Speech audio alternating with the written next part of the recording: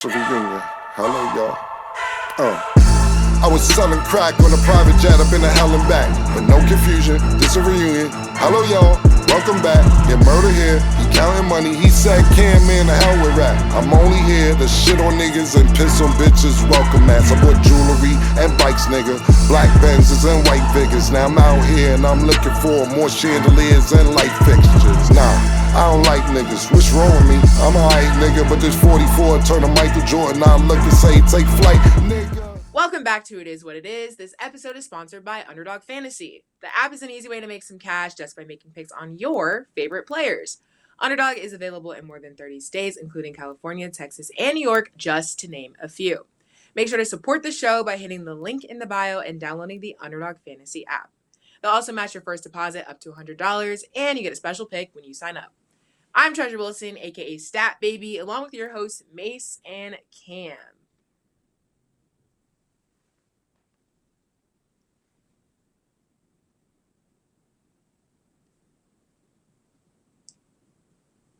So, how are y'all feeling today? Stat, I'm not doing this today, yo. I'm serious. I'll leave, yo. If y'all gonna be playing around, I'll leave. Well, let's just get into a couple questions first. Cam, I like the pink, it's fire. Okay, the red, I see it. But let's get into the Celtics. The Celtics beat the Cavs 109-102 to lead the series 3-1. Do y'all think it's over for the Cavs, and have you enjoyed this series so far? Cam first.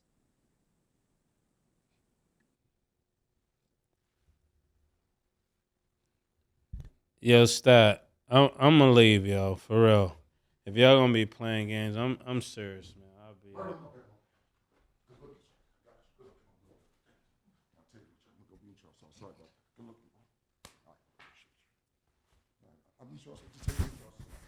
Sorry about that, bro. Yo, Killer, what are y'all doing, bro? I was running late. I was trying not to be disrespectful, so I said, Okay, so we were talking about the Celtics. Celtics beat the Cavs 109-102 to lead the series 3-1. So just you guys' general thoughts about the game, and do you guys feel like it's over for the Cavs? I know I asked Cam first, but let's start with Mase first. Yo, y'all gotta be serious, man, for real. Like I be respecting niggas' time, bro. Like if niggas ain't gonna be respecting niggas' time, bro. Murder. You don't got it. So you don't got a stunt double? Nah, I don't got no stunt double, yo. I thought, I'm being dead serious. I just wasn't trying to disrespect your time, so I sent somebody here who usually fills in for me when I'm doing other stuff. I would never disrespect your time because, you know, you my big brother. I thought I was doing the right thing. I'm sorry. Sorry about that, bro. It won't happen again. I'm sorry. I thought I was doing What the right you thing. saying, Stat? Okay. The Celtics. They won again, 3-1. Do you guys think it's over for the Cavs? And then how do you guys feel about that game in general? And how are y'all enjoying the Celtics-Cavs series? Mase first. Go to Cam first. Yeah. I don't want bad energy. All I could do is apologize. I ran here, I'm sweating and shit. Pause. Far as the game, I'm discombobulated. Excuse me, Mase, Stat. Excuse me to America and beyond. Let me get my breath. Sorry about that. Far as the Mase, pardon me, far as the Cavs and the Celtics series, I didn't even pay attention that well tonight. I got to get my stuff out, my computer and everything else to read you the stats. But I noticed Donovan Mitchell wasn't playing. And I don't know exactly why he wasn't playing. I've been traveling most of last night, just getting here this morning. But that's troubling to me because throughout the playoffs, all these superstars are missing. Kawhi Leonard's hurt. Sorry, America. Kawhi Leonard's hurt. Jalen Brunson is hobbled. The big tall nigga Porzingis is out for Boston. Every time the NBA builds these superstars up, they let us down in the postseason. And if you think that the Cavs are going to win against Boston without Donovan Mitchell, That's problematic. They can't win with Donovan Mitchell. They won one game with him. With him not playing, no, they're not going to win. I know it was a tightly contested game, but it's not going to happen. And as far as them winning the series, this series is over with. They'll be waiting on who wins Indiana and New York, and we'll see what happens from there. But as far as this series, I was interested the first 2 games. Then when I seen Donovan Mitchell wasn't playing, I'm like, what are we doing? What are we doing here? So I think we need to figure out how we could keep the superstars aligned so it could be tightly contested games in the playoffs. I'm not paying attention to the series. I'm paying attention to it more than I was paying attention to Orlando and Cleveland, but let's be realistic. The Cleveland Cavaliers, as much as I love Ohio and beyond, the whole state, you're not going to beat the Boston Celtics without Donovan Mitchell. Now, I know they only won by 5, 6, 7 points, whatever it was, but that's not realistic. Yeah, this game, I didn't think that nobody thought the Cavs was gonna beat the Celtics in a series. But when you look at this series, number one, I think LeBron being there was really interesting. You know, him and Rich Paul. Shout out to LeBron and Rich Paul. And I hate that they came on a game that they lost. I wish it would have been a game they won. But I want to talk a little bit about that too. Your boy showed up. Your boy Tatum showed up. He finally looked like this is the Tatum I'm looking for. 9 for 9 from the free throw. He had 33 points, 11 rebounds, and 5 assists and 2 steals. This is the game. Even Holiday showed up. So all of the people there's been an APB out for, you know, in Titletown, because how you show up different places is different than how you show up on Titletown. This is how we want to see you show up in Titletown. And even they had the guy Pritchard. I think he's going to be a key player if they're going to win a championship. You're going to need somebody coming off the bench and getting that 10 to 15 points. And I'm glad to see that they're taking Titletown serious. Now, with Garland having 30, they're not going to win with Garland getting 30. When your point guard is getting 30 and 40, it becomes hard for everybody else to get into the floor of the game. I mean, that should be common sense in basketball, but it doesn't seem like people get that. So I have 2 things to say about what you said. Yeah. So Tatum could be Batman and they win. 2 things could be right at the same time. I guess that's what we're. 2 things could be right. Okay. At the same time. I was just wondering because you said if Tatum is Batman, they don't win. So I was just bringing that back. Yeah, without the Joker showing up, you know. Okay. I knew it was something. I just was wondering what it would be. Donovan Mitchell wasn't playing. Okay, say no more. Yeah, that don't work on a real team. It's not a real team without Donovan Mitchell. Okay. What do you think, Stat? You all the way in Florida. I mean, to say that it's not a real team without Donovan Mitchell does not sound right to say. But, I mean, when it comes down to players that we were looking for, obviously he's a player that we were looking for to perform and to be present. Granted, I'm pretty sure he had an injury, so he couldn't make it. But injuries happen. We see Joel Embiid playing through an injury. We see that that's always not the best outcome. But I wouldn't necessarily say that they're not a real team. But I was going to ask you guys, so I know you guys were talking hold about on, Stat, real quick, because I have one more point before you get to the next thing. Oh, yeah, That was about Batman, and so I figured out that the Joker wasn't there. So that's what happened with that. Yeah. And secondly, you said point guards leading the team and scoring 30 is not going to work. When I said Jalen Brunson gets 40 and they don't win, and then they were winning, I don't understand how that works for the Knicks, but not any other team, what you're saying.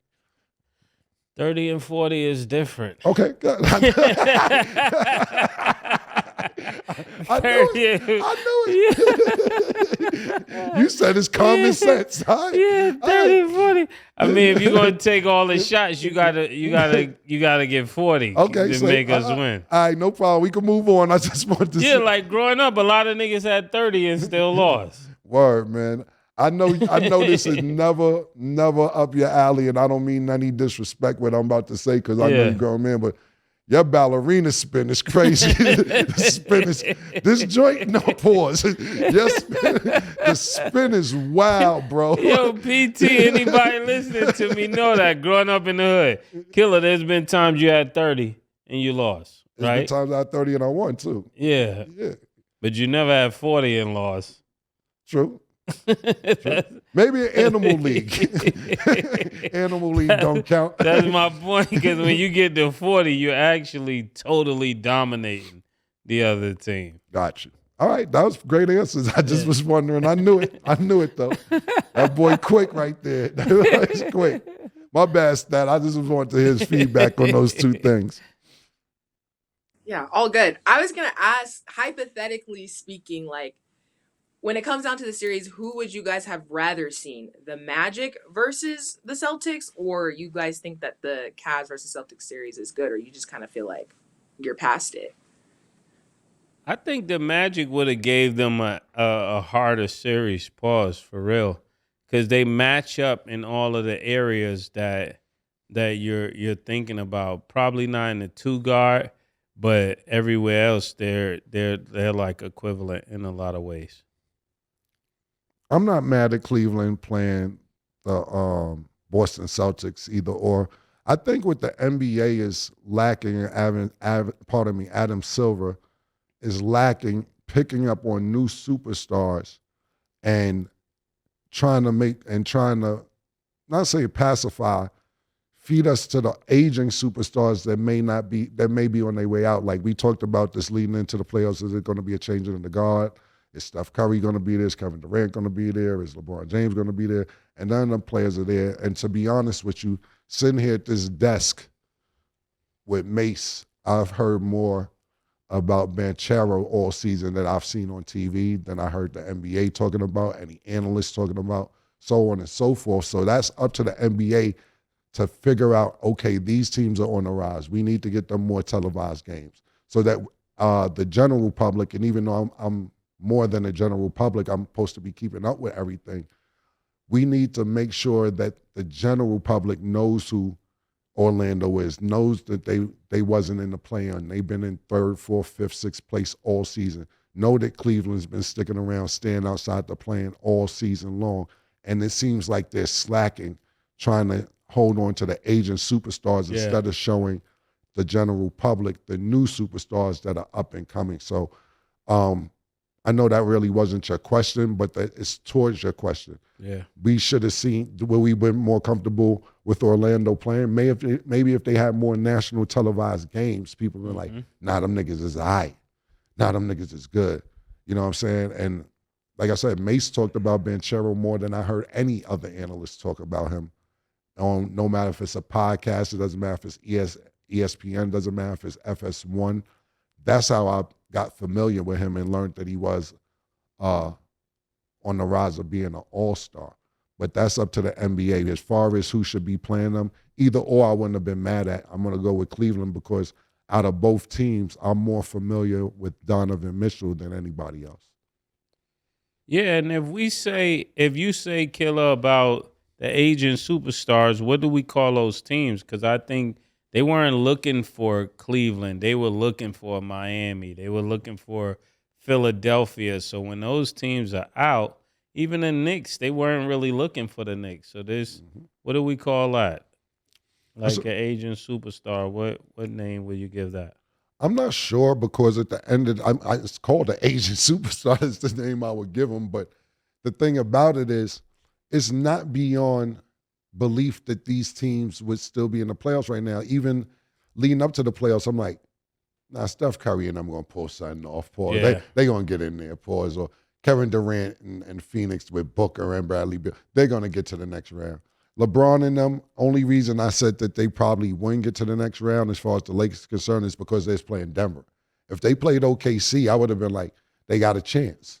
But I'm not sure exactly. That's why I say agent superstar on teams. I don't know exactly what you would call it, but I'm not counting them out 100% because with the workout, the nutrition, the medicine that these players are playing in, they're playing way past the times people were playing in the 80s or 90s or even early 2000s. You got LeBron on his 21st season looking like it may be his 10th, 11th season. You got KD, who's 36 years old. Steph Curry's 35 years old. These are ages that people usually retire. Dwayne Wade, to me, he didn't look good to me his last 3-4 years. You got to realize we forget Dwayne Wade went to Chicago. Yeah. Then he was in Cleveland for a minute. You don't do that to Dwayne Wade, just throw him around like that. But he retired at age 36. You know what I'm saying? Carmelo Anthony, another superstar. He couldn't find a team. He was on Portland, then he's on OKC, then he finished with the Lakers. And it's like, what do you call that? Because Carmelo's probably 38, 39. Well, LeBron's 30, 39. He's going to be probably 40 years old. I think he's a year older. But these players are playing well into their late 30s or mid 30s as to where people were retiring at 33, 34 years old. So I don't want to say that they're out and they're old because they're still performing at a high level. But you got to give these young guys some credit as well. Yeah, they're going to have to do more marketing to these other cities, like you said. Right. Because these are like uncommon contenders. But if they are like even New York, they beat Philly with Joel Embiid. So it's not like he wasn't present. He was present, and he had 50, in the game. And 35. So, so he was definitely this sends Philly back to the drawing board. But I was more concerned when I saw LeBron at the game. I was thinking about, would it be crazy if his son was picked up by Cleveland? Well, his son, one thing for sure, two things for certain. I'm not sure what we're talking about, but he looked really good at the combine, the NBA combine. He looked really good. Yeah, that's why I said that. Mm-hmm. Shout out to the James family. Yep. I just like to be fair. I have nothing against LeBron. It's the reason why it seems like you do because you keep saying you have nothing against LeBron. If you have to keep saying that, because the comments always be like, "Yo, LeBron actually told me to tell you, like, he's like Murder's fucking hilarious. He told me to tell you that. Like probably a few months ago, we was talking and shit on text, and he's like, yo, that nigga Mase is hilarious. So, yeah, hate towards him is just not understandable. Nigga said my hate. Yeah, look, one thing LeBron and Rich Paul. No, one thing, but see, one thing about LeBron and his crew, and he didn't tell me this, but I understand they know business and they know you got a job to do. And that's just, it is what it is. So you think my job is to hate? No, your job is to give your honest opinion. And that's what I believe. I don't think you're just up here hating. Yeah. I'm just saying you really give your honest opinion. Sometimes it seems biased, but but I really believe that you're up here giving your honest opinion if you ask me. Nigga said it's biased. You can hate on the whole state, man. So I guess, Mase, real quick before you move on to the next question, for the people who think that you're up there to hate, what would you like to say to them? I actually bought a pair of LeBrons, man. I actually bought the 22s. Is it 22 or 21? The gray ones with the silver check. Mm-hmm. They hurt my feet, but I did buy them. You know what that sounds like, Mase, when white people be like, I got a black friend.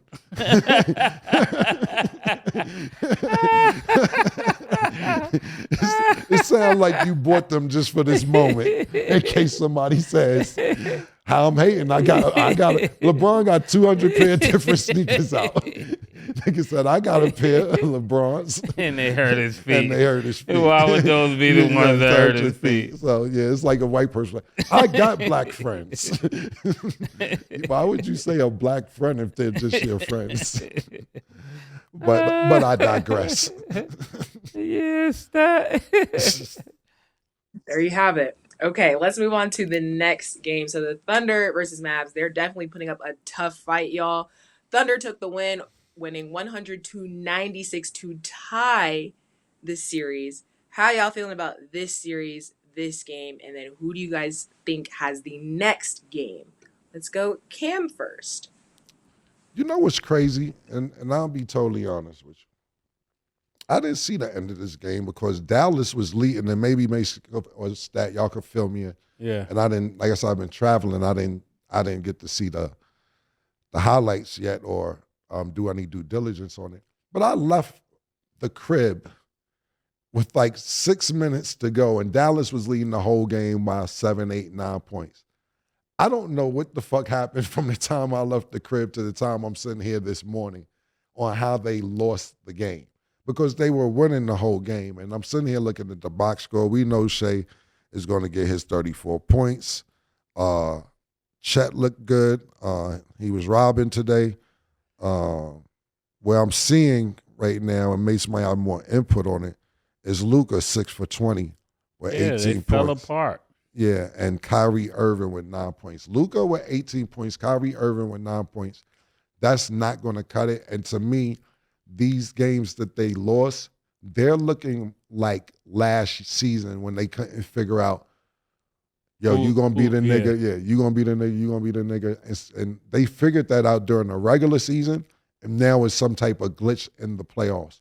How they collapsed, Mase could probably elaborate more if he's seen the end of the game, but which I didn't. But I seen 3.5 quarters where Dallas was winning. So I don't know what happened in the last 6 minutes.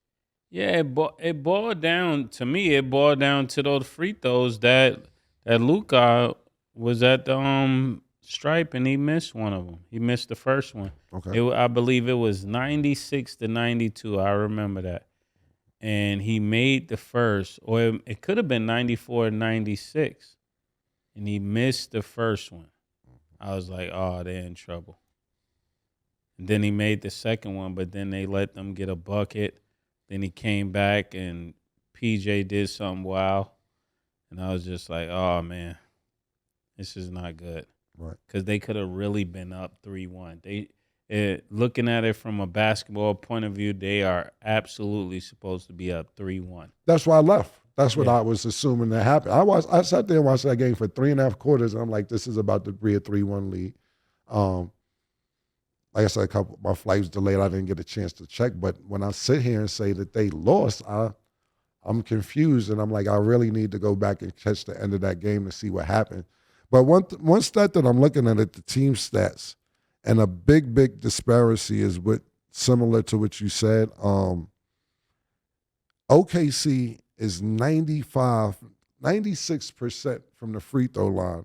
Yeah. And Dallas is 52% from the free throw line. Yeah. You can't shoot 50% from the free throw line in the playoffs. You can't do that. Yeah, while they was going back to back, bucket for bucket, Chet gets to the line and make both of his free throws. That's really what made them pull away, because they kept like needing a basket to be up 2, then they up 4, and then they start that foul and free throw game.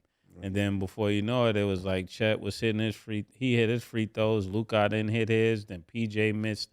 PJ almost shot an air ball from the foul line. Crazy. And then Luca went to the basket and fell. Actually, they bailed Dallas out 2 or 3 times, because the first time when he was coming around the pick, it should have been 5 seconds, right? When they was taking the ball out, it was 5 seconds. And it seemed like they didn't have no timeouts, because they kept trying to go full court and not, call timeout and advance the ball to half court. So it was a lot of mental errors in that game that they lost that should not have happened with the brilliant mind of Jason Kidd, Yeah, I mean, like I said, I wish I could dive more into it, but I'm not going to say a lie, act like I seen the end. But from what you're telling me, I get it. I totally get it. Yeah, and then he got the ball. He went to the rack and fell out. And really, it could have been travel, because nobody touched him. One of them, and everybody like, yo, did you foul? I didn't foul him. Yeah, then when you go to the instant replay, nobody touched him. Nobody touched him. Right. Then he was acting like he was hurt. Got you. I was like, I hope he make these free throws. Mm-hmm. I really would have liked to see Dallas. But then again, who knows? If Dallas, you want to see Dallas versus Denver? something about Dallas, and I'm always rooting for Dallas because, we got family that's on the coaching staff. But, Mhm. I said I'm this. saying from a fan's perspective. Dallas versus I would have wanted to see Dallas versus Minnesota. It's but something. not It's something about OKC. Dallas to me that's not right, and I don't know what it is. Like I said, because you know what it is. What do you mean not right? Because it's not, to me, it's like Luca and Kyrie, they do what they do, but it's not together. Yeah. If you get what I'm saying. Luca go do what he do, Kyrie go do what he do, but it's not yeah, you get what I'm saying? Like how niggas be in sync. To me, they're not in sync. It's just two niggas that know how to get theirs. And not saying that they don't pass to each other, but they're more passive to Gafford, the big man, or PJ or whoever. They're not in sync to me with each other. It's like if me and you on the same team, and I'm like, okay, your turn. Yeah. Okay, my turn. Okay, you hot. You just keep going. Yeah. Because the nigga Kyrie will pass it to Luca and walk over here. Or Luca give it to Kyrie and he'll walk over. They're not like, let's go, murder. You know what I'm saying? Like, that's what I get when I see They Dallas. still haven't clicked yet. Right, and I don't know if they can because they have so much respect for each other and they're both super duper good. But it's not, as many times as we've seen them play, it may be 3 or 4 highlights of they're doing something together. Yeah. It ain't some, They still not on the same team yet. Right, exactly. It isn't like have you ever seen Luca throw an alley-oop to Kyrie? No, I'm not saying he hasn't, but I haven't seen it. No, that's what I'm saying. You haven't seen it. Right. And those type of players should have special moments. Exactly. Same thing. And I know I'm using the creme de la creme and the top of the top pause when it comes to Klay Thompson and Steph Curry or Draymond. They're in sync. Yeah. Or when you talk about even looking at with Denver, the way they move around, everybody's in sync with each other. Whether it's Michael Porter Jr., whether it's KCP, whether it's Luca's getting the ball on the key, everybody's moving. They're in sync. And when it comes to... And they're all cheering for each other. Right. And I'm not saying those two aren't cheering, but it's just like, y'all two both could get your own thing, pause, but it's not together. I don't never see that together. So when you ask me what I want to see them play, it's like, I'm just watching one nigga show off and the other nigga show off pause when they're hot, but it's not in sync, and I don't know what that's about. Yeah, that's crazy. First, Cam, I would just love to know how you use the term creme de la creme, top of the top. But when I said it, I was called out. But I said pause. with you guys, okay. I just thought that was funny. But with you guys you saying think that you it doesn't invented seem creme like de la they- creme? No, I didn't say that. Oh. I just thought it was funny because I haven't. I don't know. Okay. We'll move past it. That was let's funny. do that. But if you guys feel like you haven't Wait, seen Cam them can't use together- creme de la creme? Yeah, that's what I was I doing. didn't say that. Is that just for didn't say- college? Yeah. No. I don't know. No. And I didn't say Hey, that. I think everybody should use creme de la creme. I just thought that was funny. Are you a Delta? What I was saying. Are you a Delta or AK? Whoa, whoa, whoa, whoa, whoa, whoa, whoa. No.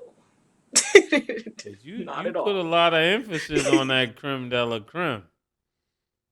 Yeah. The term. Oh, okay. But as we move on, before we go to the next Using that subject, so before you you guys was were born, saying, Stat. yes, I know, guys.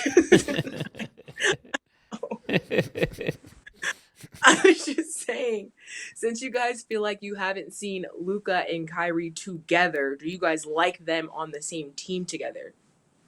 Yeah, That's the they next just question need for you. they need to spend more time paused together, probably on the off season and just doing stuff, probably non-basketball, just to figure out how each other think. And this is kind of like where I was at early in the season when I was saying, before the season started, and I was like, I don't know if Luca makes his team better because he doesn't trust them. But what I have realized that he does trust his team because his assists went up. You see him passing more, etc. But it's mainly on when he gets trapped going to the basket, he hits the guys in the corner for three, or he'll pass it back for three, or he'll catch a lob pass. How, and that goes for the 3 to 4 to 5. how is him and Kyrie going to sync with each other? That's the question. Because those are the two superstars on the team. That's the question for Cam. Understood. Okay. And then moving along, there is a clip of Paul Pierce on Undisputed. That is one of his new roles. And he's talking to one of the co-hosts and he says, "Look at this nigga Key." That clip is going viral because obviously that aired on live television. I'm just curious on you guys' thoughts. How you guys feel about his role? And then just in general, the turn that you guys see sports media taking, especially on live TV. I don't really see why it's a big deal, All he said, it's a big deal. He said it on Fox. Yeah, he shouldn't have said that. What do you think, Killer?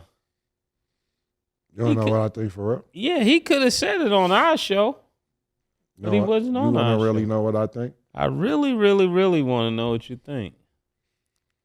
I'll be willing to bet $10,000 on it. I think before the show started, that Skip told him if a nigga slip out of two, it's okay. You want to use that word y'all be using once in a while to throw it in there, it's all right. Yeah. What's the most niggerific thing that you can do? Be yourself, Paul. Don't worry, I'll take care of it with FS1 lately. I don't want you not to be you. So if the N-word slips out, don't every now and again. Don't worry about it. I'll pay the fine. Don't worry about it. I can see that. I really can see that. Yeah, I really believe. I'm not going to say Skip said the N-word. I think he went to Paul and said, don't hesitate to be you. And don't worry about verbiage. Live. Yeah, live. Live, Paul.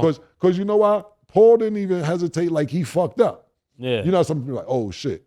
Nigga just kept going. Nigga said, this nigga here, nigga fucking look at this. Look at this, nigga. Yeah. He didn't even, some people were like, oh, shit, I'm bugging, I'm sorry. And Skip didn't show any facial expression. Exactly. Because that means what you're saying is true. That's how I take it. I'm taking it like, yo, I need you to be the best nigga you could be on this show.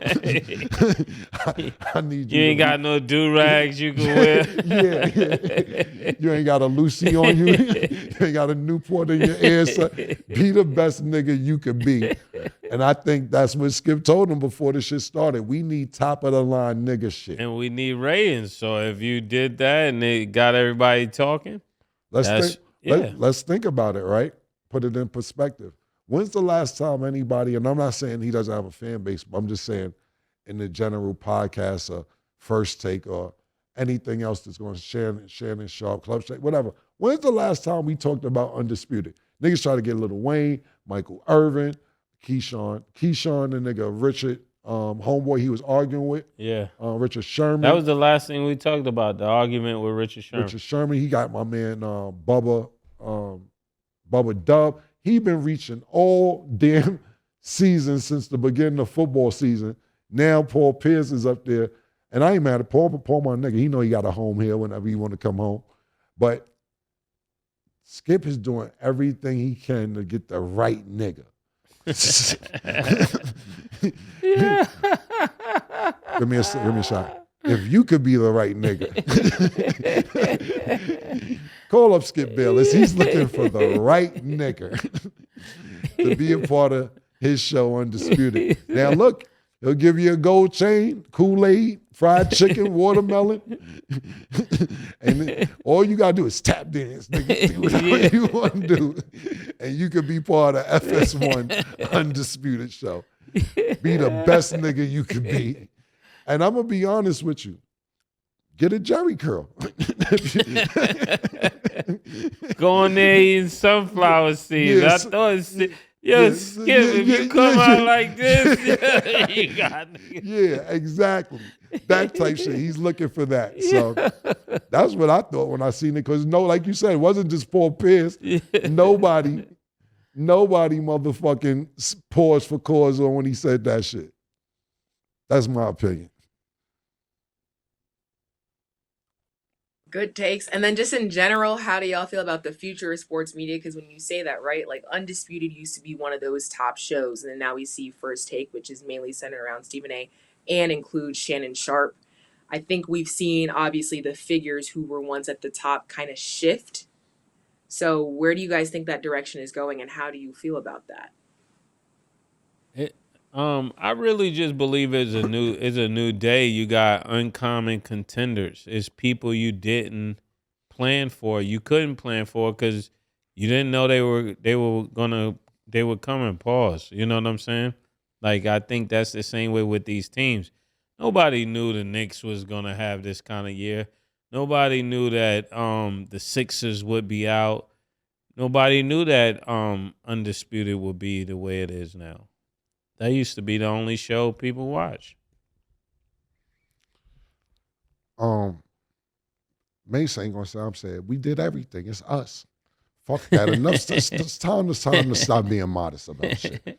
It's us, nigga. We came in here. We disrupted the whole shit. Everybody was scrambling. Oh shit, Killer and Mase, they got some shit. Motherfucking Stat Baby. No, and I'm not saying we turned Ty into a star.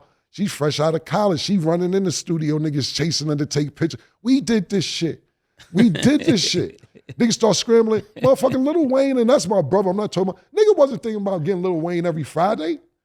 All these gambling companies wasn't going to urban America to be like, now gambling companies was dealing with sports-related shit, right?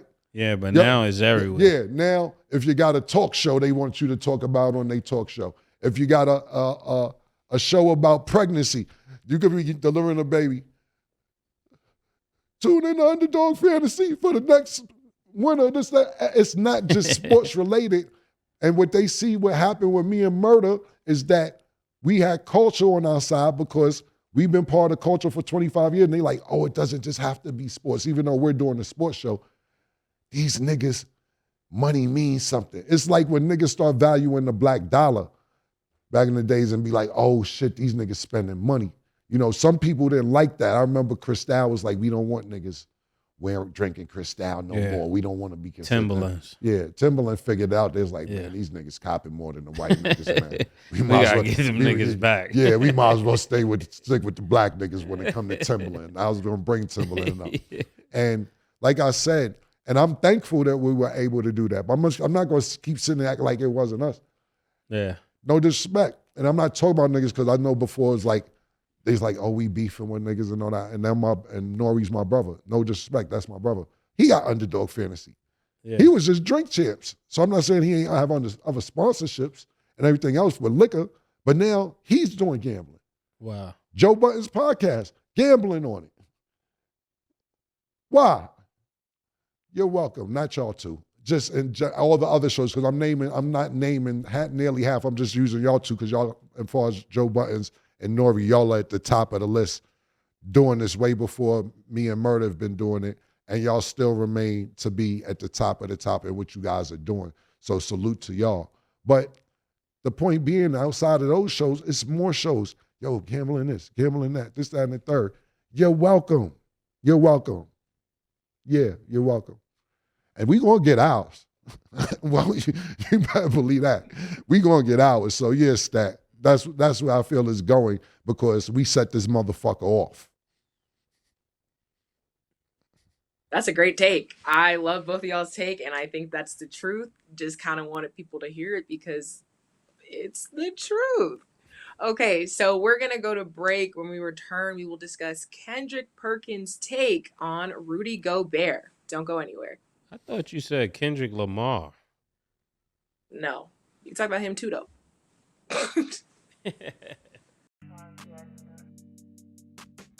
She called this thing about toxic. 4 years and counting. Got you feeling like an option. Maybe I'm my own problem, babe. She tired of hearing I don't know. I'm stubborn in me won't fall. Dealing with this thing called trust. But she really thinking about it, wanna be free. Welcome back. Now let's get into our Underdog Fantasy picks of the day. Tonight, the Pacers will play the Knicks. Underdog Fantasy has Pascal Siakam at 23.5 points and assists. Do you have him higher or lower? Mase? 23 points. What? 23.5 points and assists.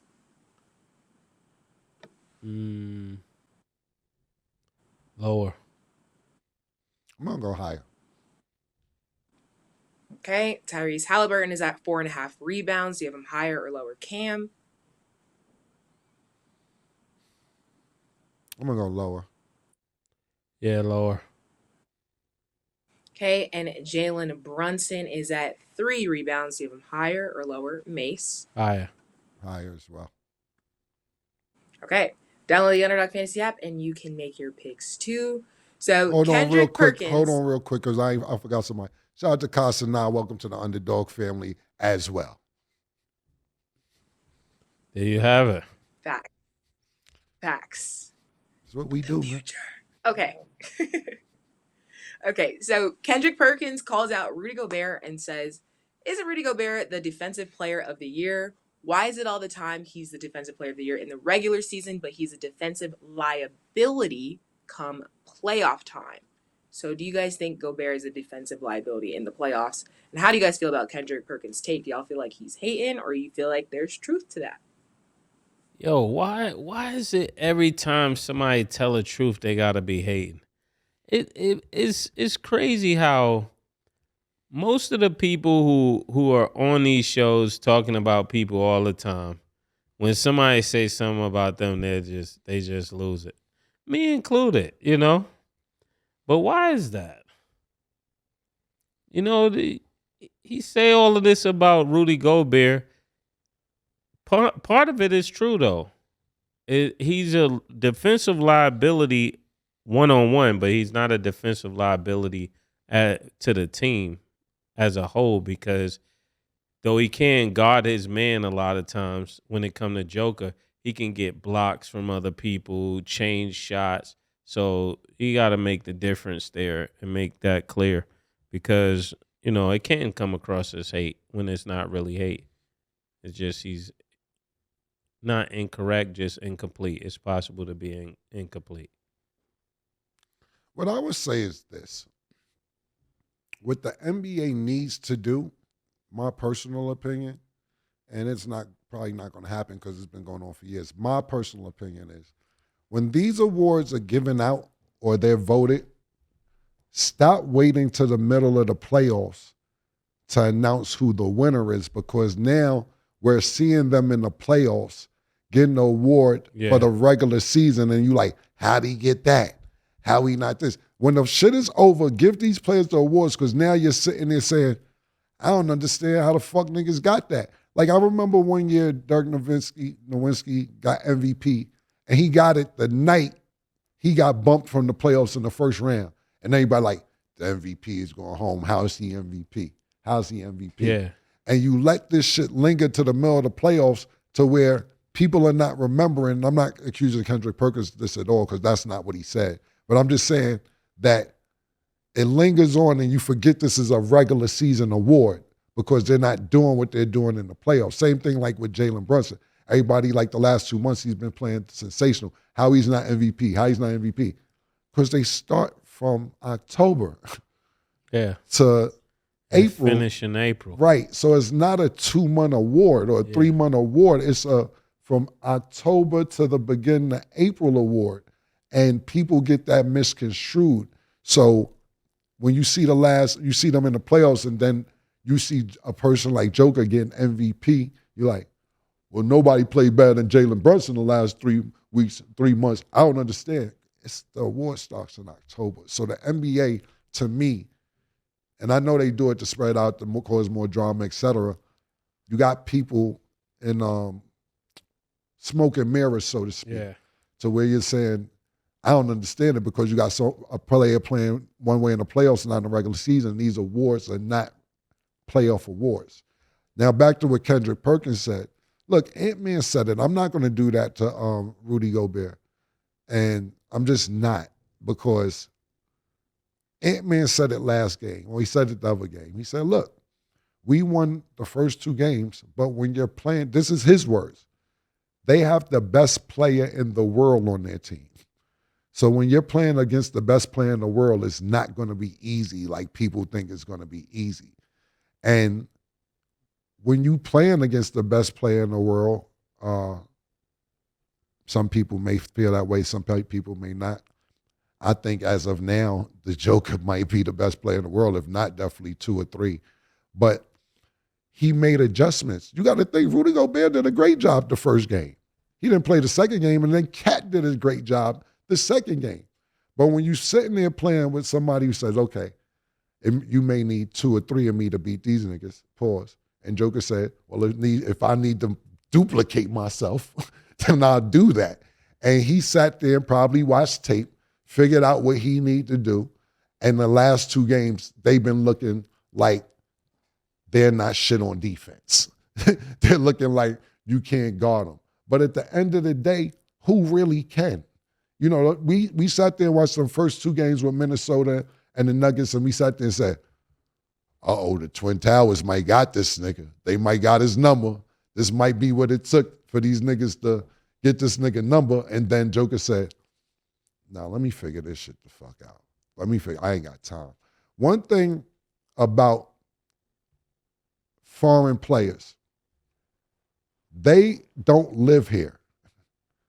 And they're going to play hard, and they're going to go as pause, and they're going to do as much as they can to win because they're going back home in the summertime.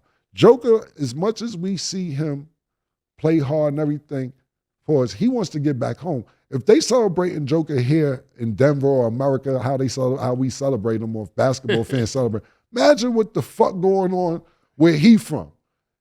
Imagine, nigga, that man probably can't do no wrong. So when you sit here and watch these playoffs and you think about all the players that's hurt, right, Murder? Yeah. All the players that's hurt. Ain't none of them foreign. All the foreign players, Luca limping his ass out there, pause. He playing. We don't see Shea getting hurt. Joker did got 22 scratches on his arms and everything. They going back home. They like, man, I ain't been over here for 6 months, 8 months to lose. I'm going back home so I could stunt, man. And them niggas everybody that's hurt is from America. I'm hurt. That's crazy. Yeah. And on what they call it, pause, load management. Right. Yeah. Come on. It's man. over for that this year. Right. So we don't want to see no more of that. Right. So I'm not disagreeing with Kendrick Perkins. All I'm saying is that when you got the best quote unquote player in the world, according to Anthony Edwards, he's going to make adjustments. And he's not over here just to be over here. He does not live here. He lives on about a 9, 10 hour flight home. Yeah, so they're coming over here like it's war. Yes. Yeah, man. Like I'm leaving my family behind, everything. Yes, exactly. Kill these. Exactly. That analogy was crazy, but it was a great one. I'm not going to lie. Okay, so we have some WNBA discussions. There's a lot going on. First, we're going to start with the Connecticut Sun. So they sold out their first home opener in decades because Caitlin Clark is having her debut with the Indiana Fever. Just in general, how do you guys feel about the WNBA's progression and the impact that Caitlin Clark has been able to make being a rookie in the WNBA? Stat, that's why she needed the shoes, Stat. That's what we was talking about. There's a demand here. That's what we was talking about. Now, had you said that this was happening in Vegas, I would have looked at you differently, but this is exactly what we was talking about. And as I'm saying this, Caitlin comes on the TV.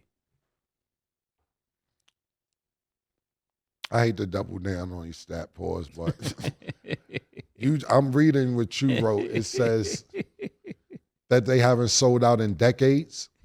That's what it said. That's what. Yes. That's Home what opener we in was talking decade. about yesterday. Asia Wilson been over there though, right? Did they sell out when she played? Yes. They did. I'm not. No, they didn't sell out. I'm saying yes. Asia's been over there. No, they didn't sell out. Yeah, this is what we. This is what we talking this about. This is what we were talking Mid about. America, man. Yeah, this is we wasn't down in Asia Wilson. We shoe was well deserved, but the man, this girl hasn't played a game in the WNBA yet. We going to call it the W. She hasn't played a game yet, and I ain't talking about the hotel. Listen, man, this is the demand. Yeah. Yeah. So when it's a demand, we don't know if this girl might be trash when it comes to homo. She had a great season pre-opener. She had 21 points. They lost. Preseason debut. Yeah, preseason debut. It was pretty good. I seen it. But this is what we call a demand. Yeah. I'm not shocked if you. This is why they pay the big bucks. Yeah, I'm not shocked about it. If that's the question, I think every game she's going to be at is going to be sold out. I actually looked at some Aces games, and not Aces games. Pardon me, the game when she comes to play the Aces, I should say, and the floor seat, I either do the floor or I do the skybox. I don't do nothing in between. Pause. I don't even know what that life's about. I don't even know. Floor seats was and this was a month ago, whenever the draft was. $8,700 for one seat. I think me and Murder went to the Phoenix game. Not even think. We went to the Phoenix games, Game 4 playoffs last year. And we got our seats for $5,000 apiece. The Phoenix Suns against the Denver Nuggets on the floor for $5,000 apiece. $8,700. Now, mind you, that was a month ago. If them seats are available today, they're probably $11,000. Now, if they got bought, the black market, the resale is $13,000. The day before the game is $17,000 if you really need it. Just demand. Yeah, and you got to buy both tickets because Yeah. I don't want to separate the tickets. So now we at 40,000. Yeah, now we at 40. So that's all. I really hate to agree with this nigga. But that's the difference between deserve and demand. Now you had a good class in deserve versus demand. I would like to say Of a course lot you of would. people did at what? A lot of people did at me and DM me saying that they felt like Asia Wilson was a demand too, especially coming from South Carolina. But I that's what I'm saying. I understand both parts. I do. No, we're not Obviously, like, talking I know about for the urban most demand. part- We're talking about mid-America demand. And you know what, Mace? I hate agreeing with you, but I was going to say the same thing. Black people are always angry. We're always angry. You damn right, because we felt we got jerked. So the people who were atting you were, I bet, majority black, and they were pissed off and fuck this white bitch and da-da-da-da-da-da. So I'm not saying you didn't get at, because I can imagine all the ats that probably was at me. I didn't see them because I was busy, but Cam, you don't know what you're talking about. Listen, that's because, and the people that we're talking to, and I'm not talking to you, Stat, right now, you've probably never done business at a high level. You're probably a cashier, and that's no disrespect. Cashiers are mad. Bus drivers. Custodians. Waitresses. People who fold the napkins and put the silverware. They're mad. And I get it. But when you've done business at a high level, it's plus, it's minus, it's in the red, it's a gross, it's a net, and I know I'm speaking foreign to you right now. I get that. But you have to understand business. Sorry. And I don't mean any disrespect to anybody of those jobs I named, because those are jobs that need to be done. But sometimes when you don't have a job at a high level, and I'm not like I said, I'm not being rude or crude or anything like that. The person that's a waiter at the restaurant probably could never understand what an owner of a restaurant goes through. That's all I'm saying. And not saying they're not smart enough to, but they're not going to do the due diligence or homework to figure it out. Yeah, Stat. And I didn't call nobody ghetto. I called them urban. That's my new one. AKA ghetto. I'm urban. I ain't say nothing. Okay, so there's two more parts of the question before we wrap. So now also the WNBA has private charter planes for the players to ride for the games. What? Didn't have that before. Yeah. How do y'all feel about that new addition? Demand. Stat, all you talking about is demand.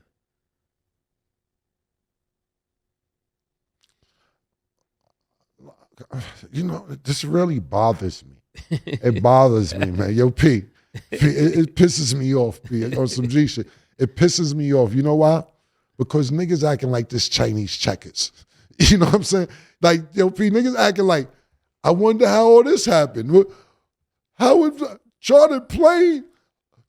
Nike deal tickets are sold out. And it is a white American superstar in the fucking building, man. I'm tired, man. I'm tired of acting like it's, oh my God, how this happen? When the fuck they was probably on Greyhound three years ago, man. Come on, nigga. Come on. We gotta stop acting like we don't know how this happened. We gotta stop acting like this is amazing. Now don't get me wrong. Don Staley's doing amazing things. It's a bunch of black females and brown females doing amazing things. There has not been another white American superstar basketball player, male or female, since Larry Bird. So this is makeup. Wally Zerbiak. Wally Zerbiak is crazy. Wally Zerbiak. Christian Laettner. He was American, but he wasn't that nigga. He couldn't pull it off. Yeah, they was trying to. They put that nigga in the Olympics. In the Olympics from college. He couldn't do it. He was on Dream Team 1, right? You got Luca Doncic, you got Dirk Nowitzki, you got mad white superstars. They are not from America, man. They're not. Who else? There was somebody else. He wasn't that nigga. Danny Frey had one good game against Michael Jordan. They keep showing it on the ground. Yeah, what about this night when he killed Michael? Now, Danny Frey's a good GM, better GM than player. But listen. What about White Chocolate? Pause. He's too nigga for white America. Yeah. Yeah. Rex Chapman. Yeah, it was.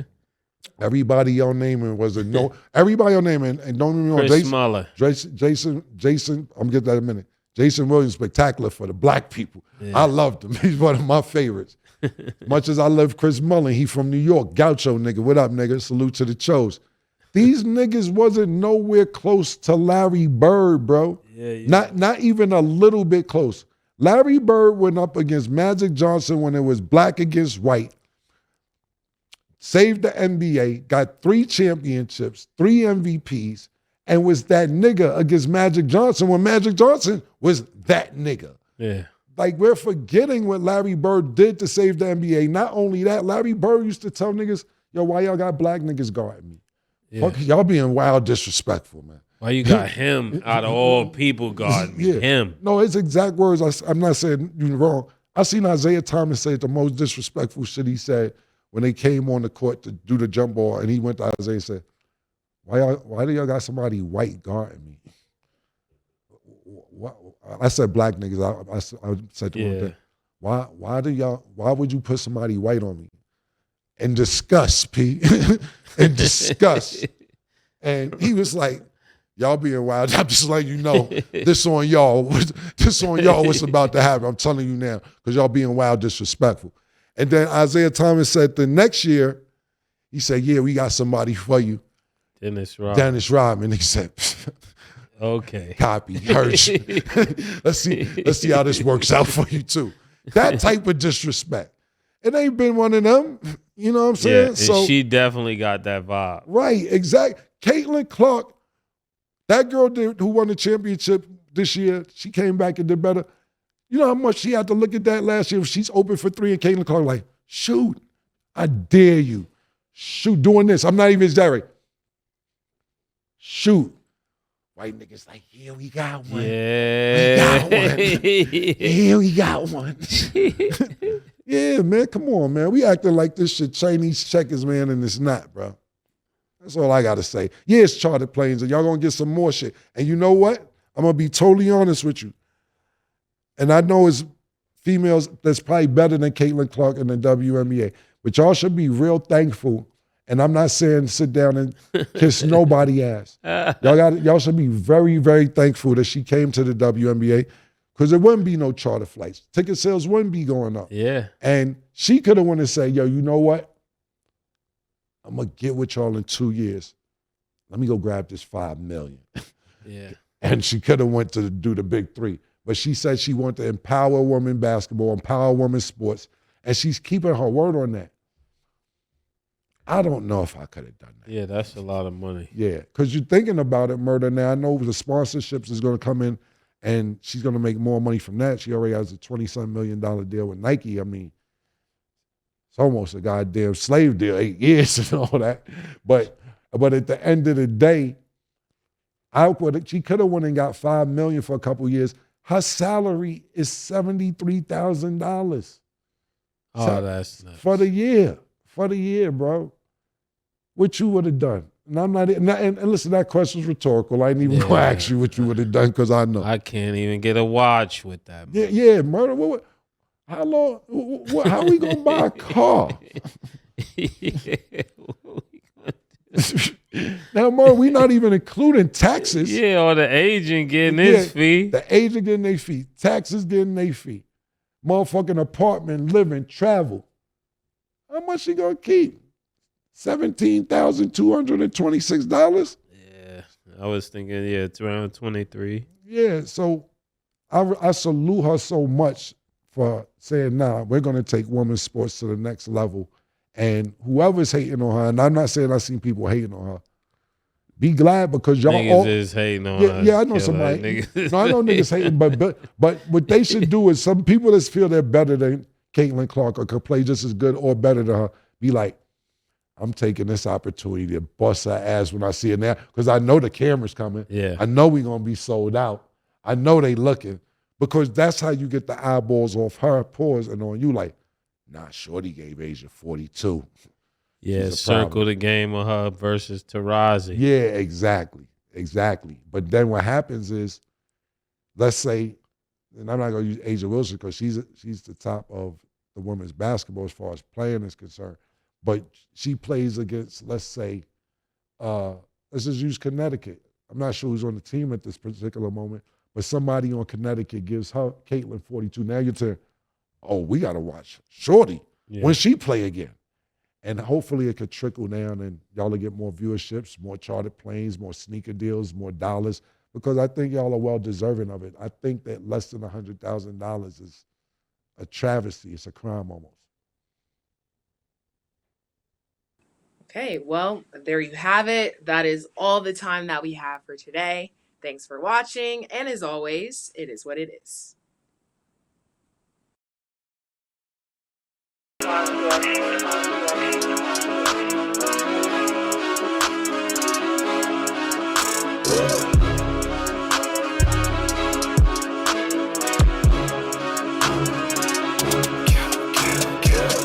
What you want, nigga? Everything, nigga, super size. Two Big Macs, like when they doing them 2 for $5.